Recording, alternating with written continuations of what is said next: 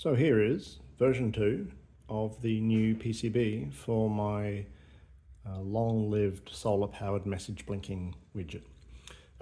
These are provided by PCBWay. They sponsored the production run of these boards, and I have to say it was a really good process.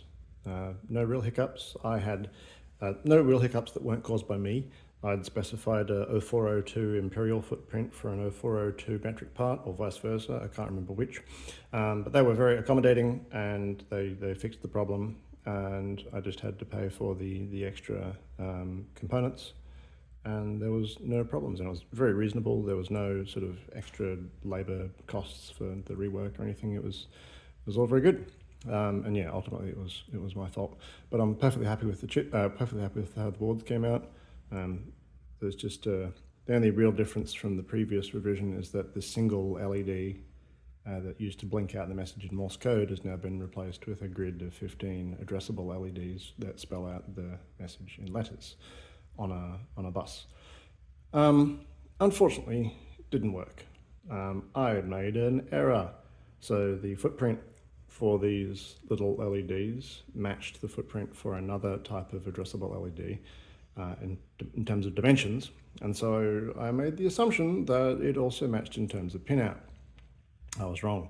So the voltage, the power pins are the same, but the data in and data out pins were reversed. So the way these addressable LEDs work is that there's a signal line that comes through this filtering here and goes into this bottom right-hand one, and then it comes out of the bottom right-hand one and into the next one up and up and up and up, and then it snakes through all the LEDs. Except it's actually the first data in is in the top left, not the bottom right. So in the fine tradition of bodging something together that at least vaguely worked, I've got one of the new boards here with the data out pin connected to an array of the WS18B20 big chunky ones. And in the process of working out what exactly went wrong, I went through and scratched off the solder mask on a bunch of different spots on the board, and then was just feeling around with this data line trying to find the problem. And with this particular board, there are two problems. That top middle LED there is stuck green. I think I thermally fried that one. It doesn't change color, and also it blocks the signal flowing through it. But if I, this wire here, I've scratched the solder resist off the bus line that links the top left with the one down, and if I connect them up, the LEDs start changing, which is great. It's not intelligible because A, the signal doesn't get through that top middle LED, and B, the bit mapping is, the pixel mapping is all wrong because we're starting one LED off.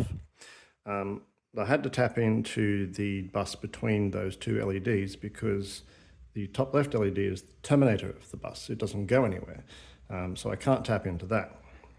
I did also, this is really the first time I've used this handheld scope for its intended purpose, and boy howdy, these are great little things. Like just being able to feel around and like see where the data is, see what's going on, and probe a single point, especially with these these addressable buses. The first one receives 15 chunks of data, and then it passes 14 chunks of data out to the next one, and then 13, 12, 11. And as the signal propagates through the bus, each chip deducts one payload worth of data off the packet. And so by the time it gets to the end, it's just a single payload. I think that's pretty cool.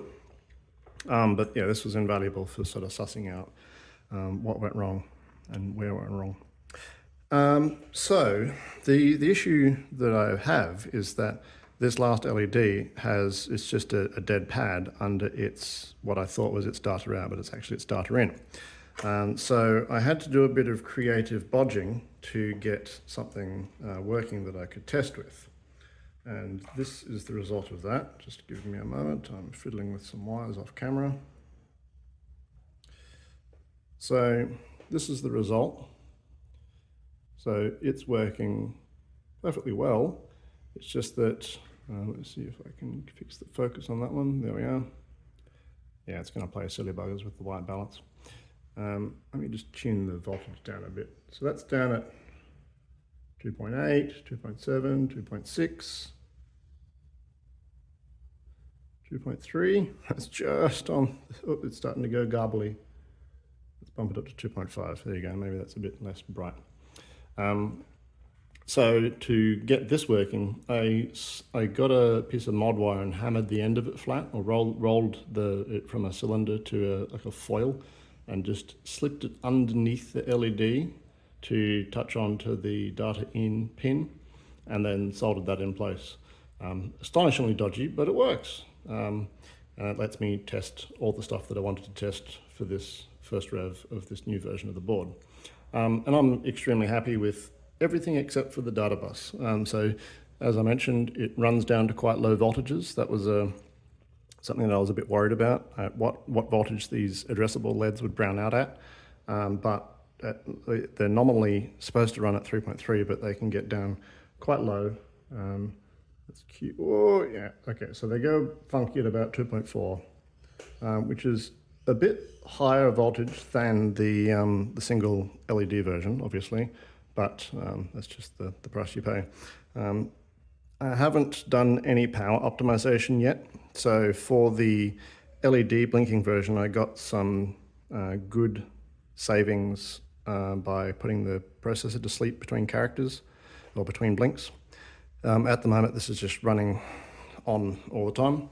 I might be able to save some power by clocking the signal for a letter out to the display and then putting the processor to sleep, and let the cache in the LEDs themselves hold on to the value, and then wake up and send another letter.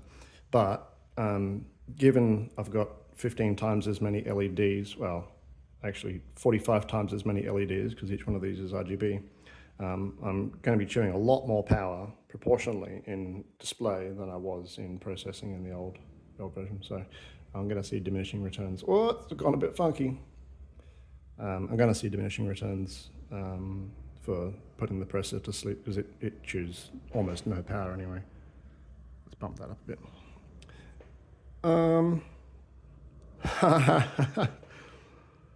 That has gone completely buggo. Let's ramp the voltage all the way up and see if it recovers. No, it's just spouting out nonsense. That's interesting. Anyway, get out of there, you mongrel. Yeah.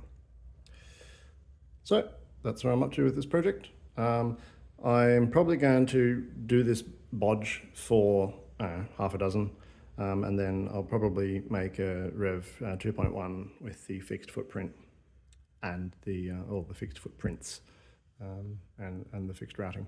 But I'm extremely happy, and I look forward to putting this into some, casting it into some acrylic. Okay, bye-bye.